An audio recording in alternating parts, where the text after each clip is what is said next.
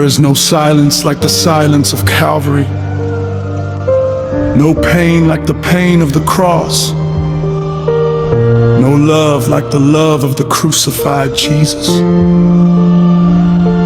Today, I want you to stand at the foot of the cross, not as a spectator, but as someone who understands He was there for you. The cross was not just wood, it was love. They did not just crucify a man, they crucified love. They did not just pierce His hands, they pierced grace.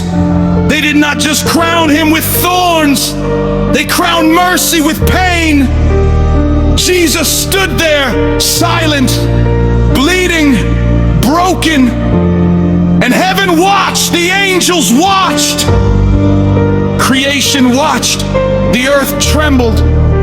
But Jesus did not come down, because love does not come down from the cross.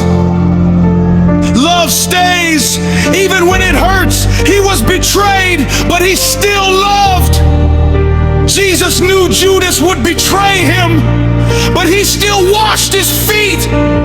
Jesus knew Peter would deny Him, but He still called him rock. Jesus knew the crowd would shout, "Crucify Him!" but He still walked toward Calvary. Why? Because the cross was always God's plan of love. The pain of the crucified Jesus. Look at Him. His back torn open by whips. His face bruised and bleeding. His body weak from blood loss. His head pierced with thorns. Every step to Golgotha was a step of love. Every drop of blood was mercy falling to the ground. Every breath was forgiveness being born. And then they nailed Him. The hammer fell, the nails pierced, the crowd mocked, and Jesus cried, "Father, forgive them, for they do not know what they are doing." Even in pain, He chose forgiveness. Even in suffering, He chose love. Even on the cross, He chose you, the loneliness of the cross. The disciples ran away. The crowd mocked Him. Darkness covered the land, and Jesus cried, "My God, my God, why have you forsaken me?" This is the moment. Jesus took your loneliness. Jesus took your rejection. Jesus took your pain. Jesus took your sin. He became what we were, so we could become what He is. The thief on the cross next to Jesus. A criminal was dying.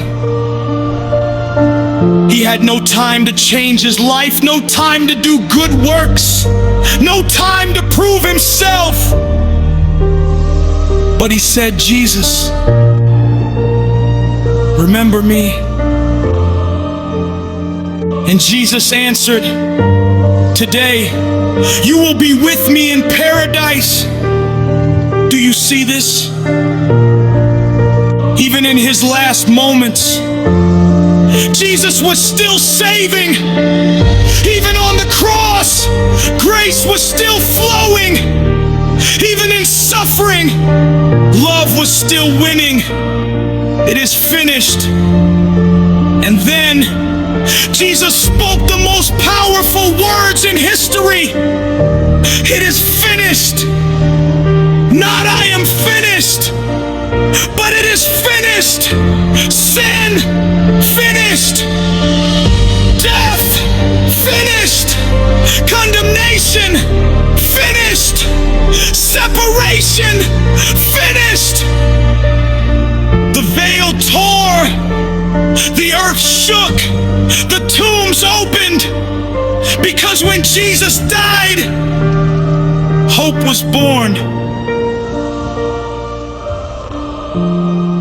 There is something deeply painful, deeply emotional about the moment Jesus carried his cross.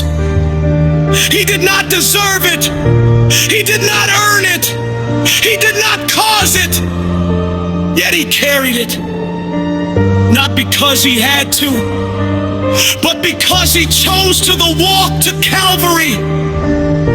Imagine Jesus walking weak, bleeding, barely standing, the cross on his shoulders, the weight of sin on his soul. Every step hurt, every breath burned, every moment was suffering.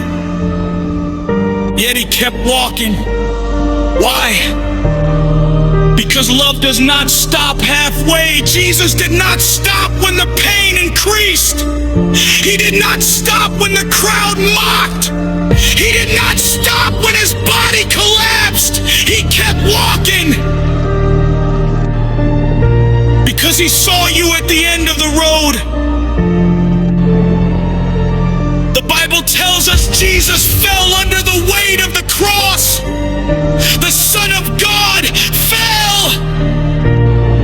The Creator of heaven and earth fell. The one who calmed storms. The one who raised the dead. The one who healed the blind. Now fell to the ground. Why? Because he carried your burden. He carried your sin. He carried your pain. He fell